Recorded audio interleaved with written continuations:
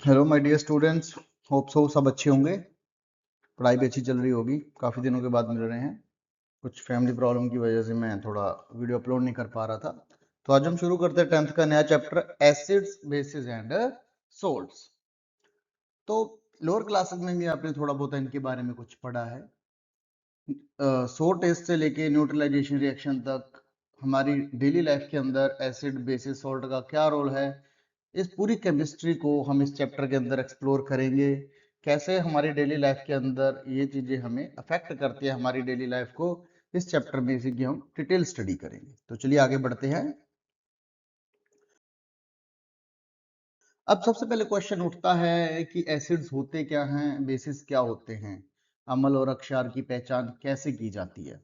अब छोटी क्लासेस में आपने पढ़ा है कि जो एसिड्स होते हैं उनका जो टेस्ट होता है वो खट्टा होता है, और बेसिस जो होते हैं, जो अक्षार होते हैं, वो थोड़े बिटर होते हैं, कड़वे होते हैं। लेकिन अब आपको पता है ये बहुत सारे केमिकल्स होते हैं।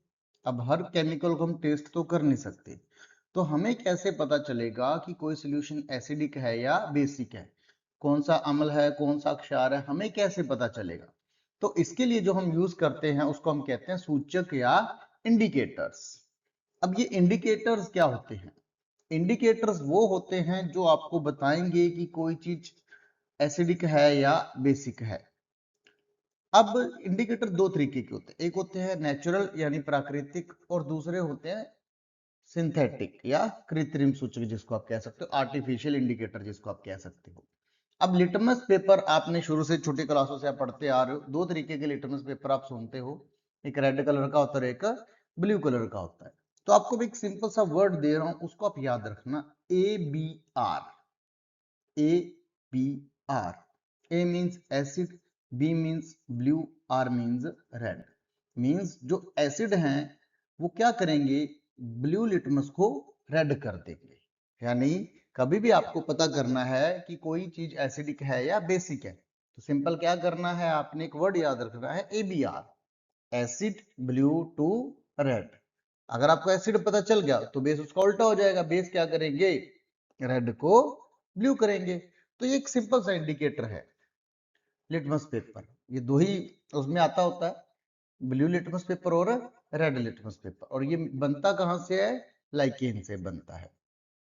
अब बात करते हैं हम कृत्रिम सूचक यानी आर्टिफिशियल इंडिकेटर क्या होता है। इसके अंदर बहुत सारे केमिकल्स आते हैं, लाइक मिथाइल ऑरेंज हो गया, फिनोल पैथेलिन हो गया, इनके अंदर भी कलर चेंजेस होता है। ये भी अपना कलर चेंज करके आपको इंडिकेटर्स के एसिडिक और बेसिक नेचर के बारे में बताते हैं कि कौन सी चीज एसिडिक है और कौन सी बेसिक है। अब ये तो जो सूचक होते हैं ये तो आपको बताते हैं कलर्स के बारे में, लेकिन अब कुछ सूचक ऐसे होते हैं जो गंध, जो स्मेल से बताते हैं, उनको हम कहते हैं गंधीय सूचक, या फिर हम उसको कहते हैं ऑल्फैक्टरी इंडिकेटर्स। ऑल्फैक्टरी इंडिकेटर क्या होते हैं, जो स्मेल चेंज कर देते हैं। अब आप में से बहुत सारे बच्चे सोच रहे होंगे कि स्मेल चेंज करके हम कैसे बता सकते हैं कि कौन सी चीज एसिडिक है या कौन सी बेसिक है। तो एक बेसिक सा एग्जांपल मैं आपको बताता हूं, याद रखना।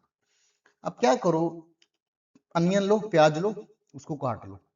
प्याज को काटने के बाद आप कोई कपड़ा ले लो, नॉर्मल सा कोई कॉटन का कपड़ा हो, उसको ले लो। जो आपने प्याज काटा है उसको उसके अंदर रैप कर दो, लपेट दो प्याज को, और उसको टाइटली बंद करके फ्रिज के अंदर रख दो।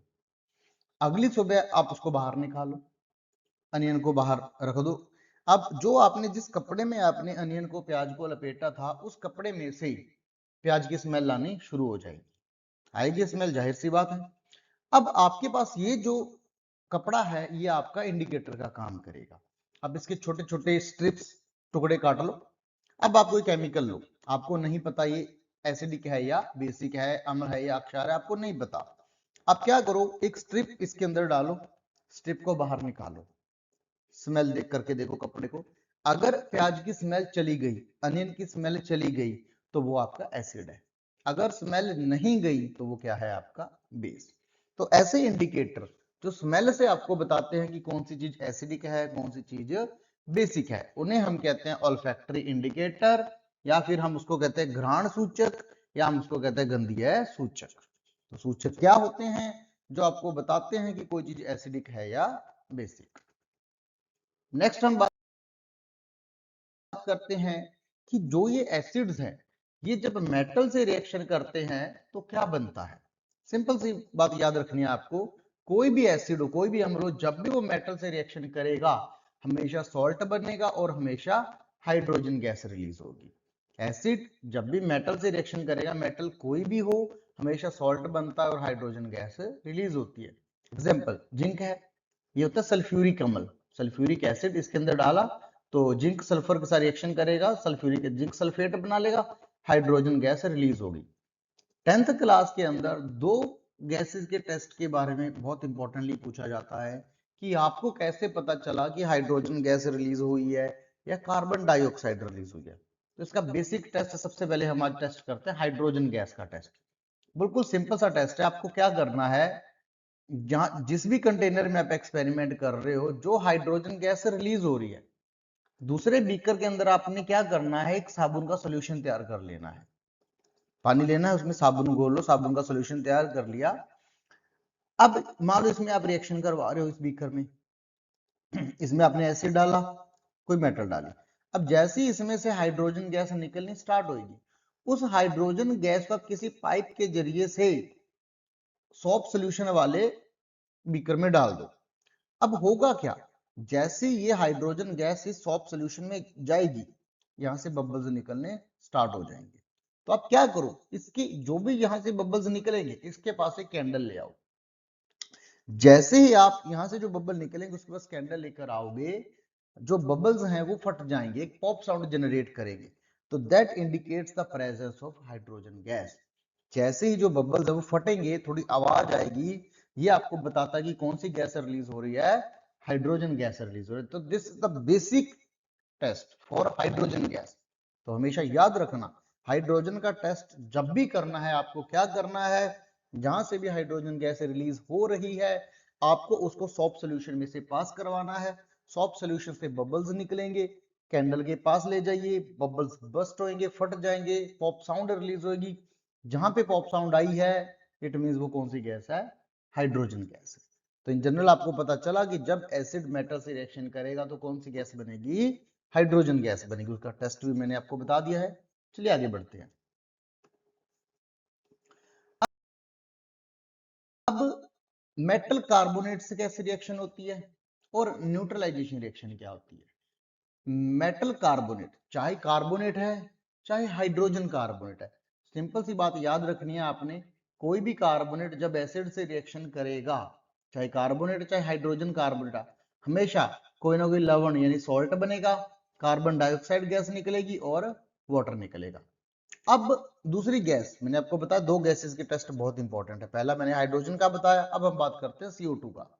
जब कभी भी आपको पता करना है CO2 गैस रिलीज हो रही है, तो सबसे बेस्ट एक दे रखा है, चूने का पानी लो। जो भी CO2 गैस किसी भी रिएक्शन से निकल रही है, उस कार्बन डाइऑक्साइड गैस को चूने के पानी से पास करवा दो।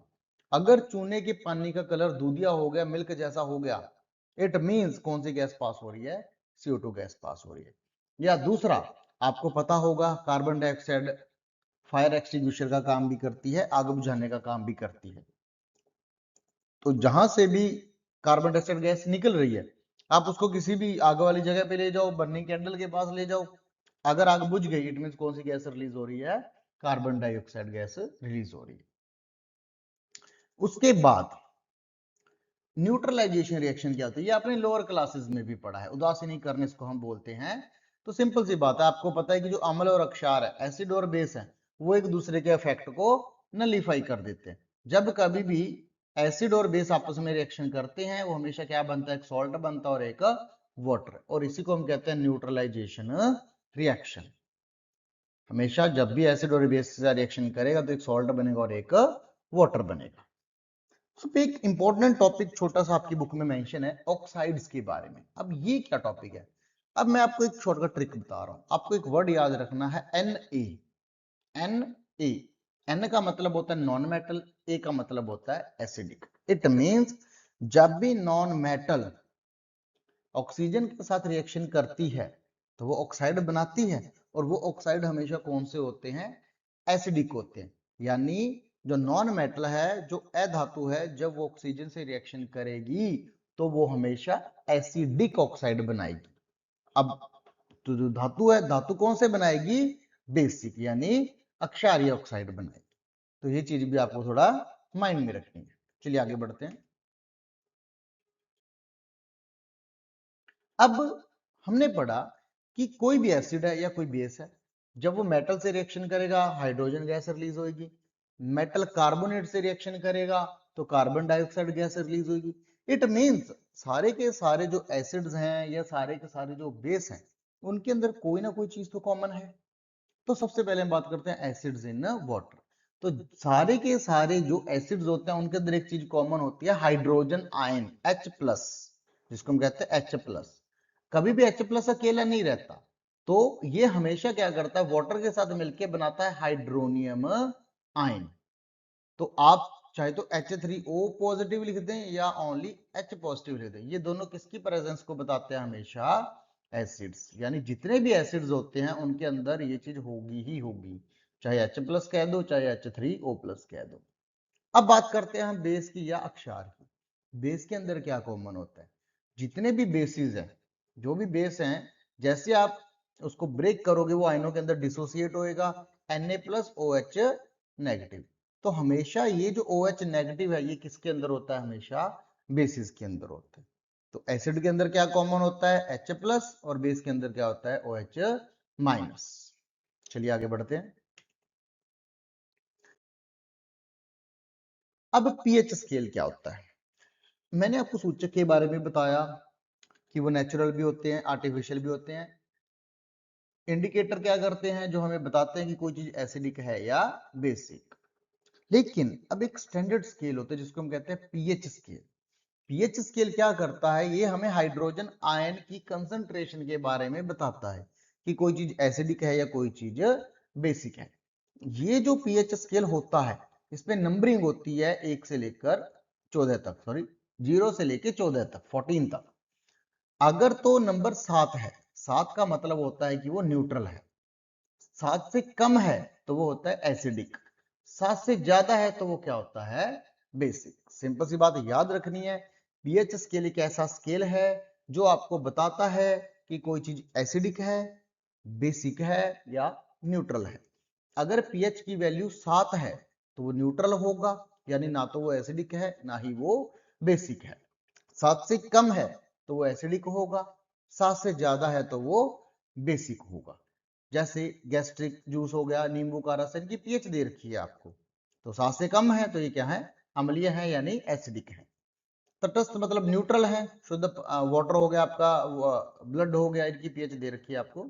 अक्षार बेसिक है, मिल्क ऑफ मैग्नीशिया हो गया, हाइड्रोक्साइड हो गया, सोडियम हाइड्रोक्साइड, इनकी पीएच भी गिवन है। तो बेसिक सी चीज याद रखनी है, पीएच 7 है न्यूट्रल, 7 से कम है एसिडिक, 7 से ज्यादा है तो बेसिक। अब पीएच का हमारी डेली लाइफ में क्या एग्जांपल है? हमारी डेली लाइफ में पीएच कहाँ काम आती है? तो सबसे पहले अगर हम अपनी बॉडी की बात करें, हमारी जो बॉडी है, अगर हमारी बॉडी की पीएच 7 से लेकर 7.8 तक है तो हमारी बॉडी अच्छे से काम करती है। लेकिन आपने लोअर क्लासेस में भी पढ़ा है और आप 10th में भी पढ़ोगे कि हमारे स्टमक के अंदर एक एसिड रिलीज होता है जिसको कहते हैं हाइड्रोक्लोरिक एसिड। आप सुनते होंगे कई बार, नॉर्मली घरों पे बोल देते हैं कि तेजाब बन रहा है, गैस बन रही है, एसिडिटी हो रही है, तो वो किसकी वजह से होता है? HCl की वजह से। अभी मैंने आपको न्यूट्रलाइजेशन रिएक्शन के बारे में पढ़ाया, अगर एसिड ज्यादा है तो हमें क्या लेना है?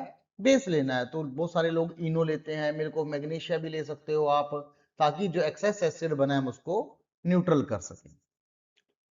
उसके बाद हम दांतों की बात करें, हमारे जो दांत हैं उस उसके दांतों के अंदर जो पीएच है, अगर वो 5.5 से नीचे चली गई तो हमारे जो दांत है वो सड़ने शुरू हो जाते हैं, खराब होने शुरू हो जाते हैं। अब ये खराब क्यों होते हैं दांत? कई बार हम क्या होता है, कोई मीठी चीज खाते हैं, मीठी चीज जब हम खाते हैं तो वो मीठी चीज हमारे दांतों में फंस जाती है। हमारे दांतों में क्या होते हैं? बैक्टीरियाज होते हैं। वो बैक्टीरिया उस शुगर के साथ रिएक्शन कर लेते हैं और एक एसिड बनाते हैं, और वो एसिड क्या करता है? हमारी जो दांत है उसको, जिसको हम देसी भाषा में कीड़ा लग जाता है हम बोलते हैं, हमारे दांत खराब होने शुरू हो जाते हैं। इसीलिए जब भी आप कुछ खाएं, या तो हल्का पानी से मुंह धो लें या हल्का सा पानी से कुल्ला वगैरह कर लें, ताकि आपके जो दांतों के अंदर कोई मीठी चीज फंसी हो बाहर निकल जाए। तो इसमें भी पीएच का बहुत इंपॉर्टेंट रोल है। आगे हम बात करते हैं मिट्टी और पौधे। मान लो आपने फसल लगानी है, आपके आंगन में कोई पेड़ पौधे लगाने हैं, लेकिन अगर आपके आंगन की पीएच, सॉइल की पीएच अच्छी ना हुई तो वहां पे फसल हो ही नहीं पाएगी। तो आप क्या करो, आप अपने घर की मिट्टी की पीएच चेक कर सकते हो। अब क्या करो, थोड़ी सी मिट्टी लो, उसको पानी के अंदर घोल लो, अच्छे से घोलने के बाद उसको छान लो। अब जो आपने घोल छाना है उसके अंदर क्या आया है, थोड़ी बहुत मिट्टी जरूर आई है पानी के अंदर। पीएच स्केल लो, पीएच स्केल को उसके अंदर डिप करो। जैसे आप उसके अंदर डिप करोगे वो पीएच स्केल का नंबर एक कलर इंडिकेट करेगा, पीएच स्केल से आपको उसकी वैल्यू पता चल जाएगी। अगर 5.6 से कम है मिट्टी की जो पीएच है, अगर 5.6 से कम है, इट मीन जो वो मिट्टी है वो क्या है, अम्लीय है, एसिडिक है। तो वो उसमें जो हमारी फसल है, जो पेड़ पौधे है, वो ग्रो नहीं कर सकेगा, तो मैं उसमें के अंदर कोई ना कोई बेस ऐड करना पड़ेगा। नेक्स्ट अगर हम बात करें नेचुरल, अब नेचर के अंदर पीएच का क्या रोल है। बहुत बार होता है हमें कोई मधुमक्खी डंक मार जाती है, कोई और कोई हमें ततैया वगैरह काट जाता है। तो जब कोई भी ये ततैया वगैरह कोई मधुमक्खी हमें, कोई एंट भी हमें कट करती है, हमें काट लेती है, तो वो हमारी स्किन में एक एसिड छोड़ देती है जिसको हम कहते हैं मेथेनोइक एसिड। अब एसिड छोड़ा है तो आपको क्या लगाना पड़ेगा, बेस लगाना पड़ेगा। बेस में आप बेकिंग सोडा भी लगा सकते हो और भी बहुत सारे बेस हैं, तो बेस लगा सकते हो, तो जिससे आप वो जो एसिड छोड़ा है वो इजीली एकदम से न्यूट्रल हो जाएगा। चलिए आगे। अब केमिकल्स फ्रॉम कॉमन सॉल्ट, याद रखना जो भी हम सॉल्ट केमिकल तैयार करते हैं, सब केमिकल जो तैयार होता है वो बेसिक से तैयार होता है जिसको हम कहते हैं कॉमन सॉल्ट। कॉमन सॉल्ट का फॉर्मूला आपको पता है, सोडियम क्लोराइड। अब सोडियम क्लोराइड में अगर आप पानी डाल के उसमें से इलेक्ट्रिसिटी पास कर देते हो तो ये तीन केमिकल आप तैयार कर सकते हो। जैसे ही आप ब्राइन सोल्यूशन, ब्राइन सोल्यूशन क्या होता है, सोडियम क्लोराइड के अंदर अगर हमने पानी डाला उसको ब्राइन सोल्यूशन कहते हैं। इसमें से करंट पास करो, करंट पास करके ये तीन प्रोडक्ट हमारे पास बनेंगे, सोडियम हाइड्रोक्साइड, हाइड्रोजन गैस और क्लोरीन गैस। ये जो इनकी रिएक्शन होते हैं उसको हम कहते हैं क्लोर एल्कली प्रोसेस।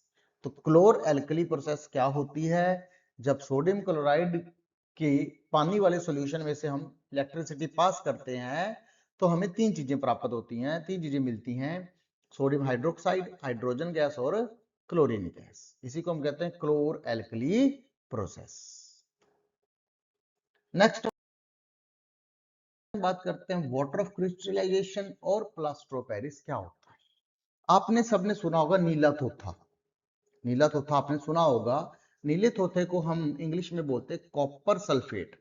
इसके साथ 5 मॉलिक्यूल वाटर के अटैच होते हैं, CuSO4.5H2। अब जो ये पॉइंट है, ये जो वाटर है इसको हम कहते हैं वाटर ऑफ क्रिस्टलाइजेशन।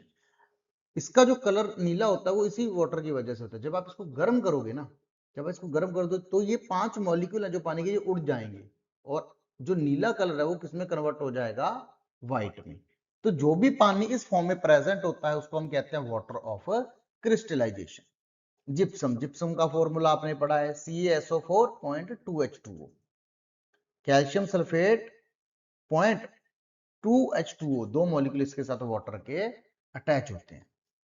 अब प्लास्टर ऑफ पेरिस क्या होता है, जब आप जिप्सम को हीट कर देते हो 373 केल्विन टेम्परेचर पे। याद रखना इसमें टेम्परेचर बहुत इंपॉर्टेंट है। किसको हीट करना है, जिप्सम को। कितने टेम्परेचर पे, 373 केल्विन पे। तो होता क्या है, जो 1.5 मॉलिक्यूल है वाटर का, इस दो में से 1.5 मॉलिक्यूल वाटर का उड़ जाता है, पीछे बचता है CaSO4.5H2O। आधा मॉलिक्यूल रह जाता है पानी का, उसको हम कहते हैं प्लास्टर ऑफ पेरिस। अब पीओपी तो घरों में भी होती है, कई बार फ्रैक्चर हो जाता है, हड्डी टूट जाती है किसी की, उसमें भी पीओपी का यूज होता है। लेकिन अगर तुमने टेम्परेचर 373 केल्विन से ज्यादा कर दिया तो ये जो आधा मॉलिक्यूल बचा है ये भी उड़ जाएगा, तो वो बन जाता है डेड बर्न्ट प्लास्टर, वो किसी काम का नहीं रहता है। तो इसके अंदर टेम्परेचर कंट्रोल बहुत जरूरी है। तो ये चैप्टर हमने डिस्कस किया। इस चैप्टर में ज्यादा कुछ खास नहीं है। मेन आपको क्या करना है, एसिड्स के बारे में पढ़ना है, बेसिस के बारे में पढ़ना है, उनकी रिएक्शंस करने हैं सबसे इंपॉर्टेंट, पीएच के बारे में पढ़ना है। अब आपने क्या क्या इसके अंदर देखा, हमने पढ़ा कि जितने भी एसिड है उनके अंदर हाइड्रोजन आयन होता है, जितने भी बेस है उनके अंदर हाइड्रोक्साइड आयन होता है। फिर हमने पढ़ा कि जब कोई भी एसिड मेटल से रिएक्शन करेगा, कौन सी गैस निकलती है? Hydrogen gas. और जब एसिड कार्बोनेट से रिएक्शन करेगा तो कौन सी गैस निकलती है? CO2 gas. दोनों के टेस्ट मैंने बताए हैं, एक बार आप थोड़ा वीडियो को रिकैप करके देख लेना। फिर हमने पढ़ा था न्यूट्रलाइजेशन रिएक्शन के बारे में कि जब कोई भी एसिड और बेस आपस में रिएक्शन करेंगे तो क्या बनेगा? सॉल्ट और वाटर। फिर पीएच स्केल के बारे में पढ़ाया आपको कि पीएच स्केल होता है जो यूनिवर्सल स्केल है, जो आपको बताएगा कि कोई चीज एसिडिक है या बेसिक है। 7 पे क्या होती है? न्यूट्रल, उदासीन होती है। 7 से कम क्या होगा? एसिडिक। 7 से ज्यादा क्या होता है? बेसिक। हमारी डेली लाइफ में पीएच का बहुत रोल है, एग्जाम में इस पे डेफिनेटली क्वेश्चन पूछा जा सकता है।